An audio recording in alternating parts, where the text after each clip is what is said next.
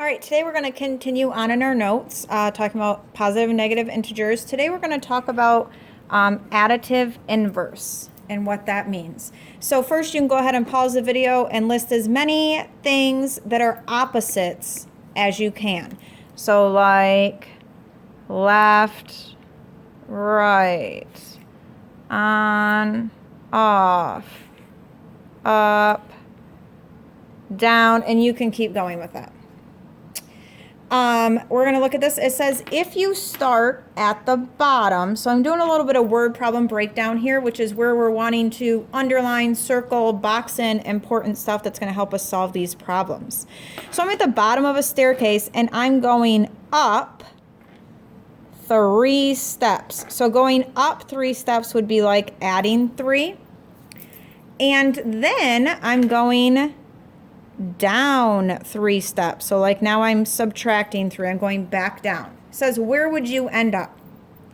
Well, if I went up 3, so I'm at the bottom, I went up 3 and went back down 3, I'm going to be at the bottom again. At the bottom where we started. So notice positive 3, negative 3, those were opposites. All right, now I'm at the starting line. I'm going to take 4 steps to the left. So I'm going 4 steps to the left. And then I'm going 4 steps to the right. So first I went to the left 4 and then I went to the right 4. It says, where do you end up?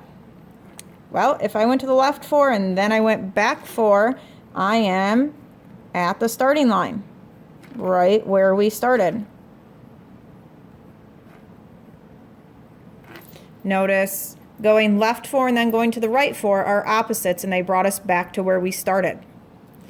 If you deposit $10 into a bank account, so depositing money means like you're adding it. So I'm adding $10 to my bank account. So my bank account was empty, I added $10, and then I withdrew $10, and when you withdraw money, it means you take it out. So I took $10 out of my bank account. How much money is left? So I put in $10 and then I took out $10. I have no money left. So showing again that 10 and negative 10 are opposites. The term for opposites is additive inverse. And that is when you add the opposites, when you add a positive and a negative of the same number.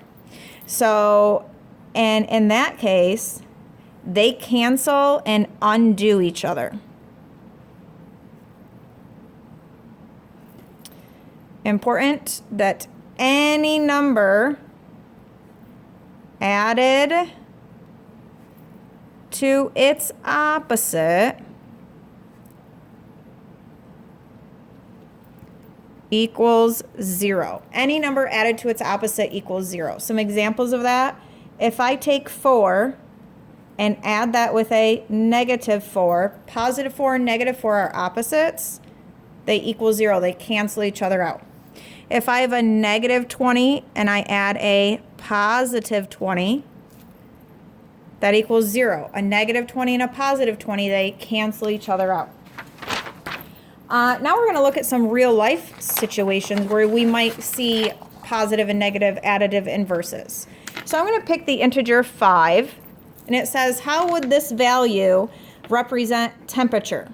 Well, I could say it's 5 degrees above 0. Then it says, how would the temperature change in order to get back to 0? For it to get back to 0, it would have to decrease by 5 degrees. All right, this time I'm going to pick negative 11.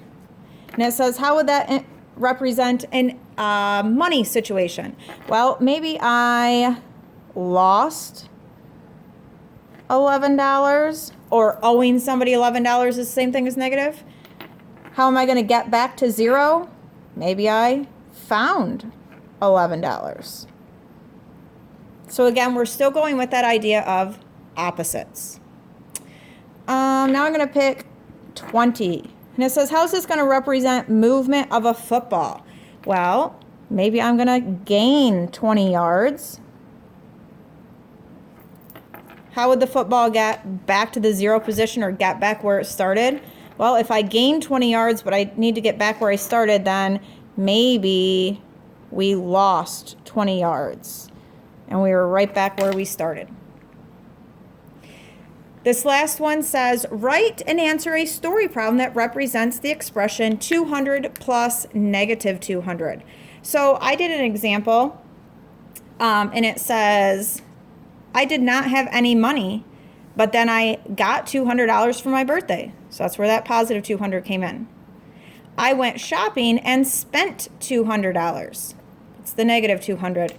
Now I don't have any money again. So you go ahead and you write your own problem using that 200 plus negative 200. Feel free to stop and pause this video and go back and re-watch it if there are times where you had questions or got stuck.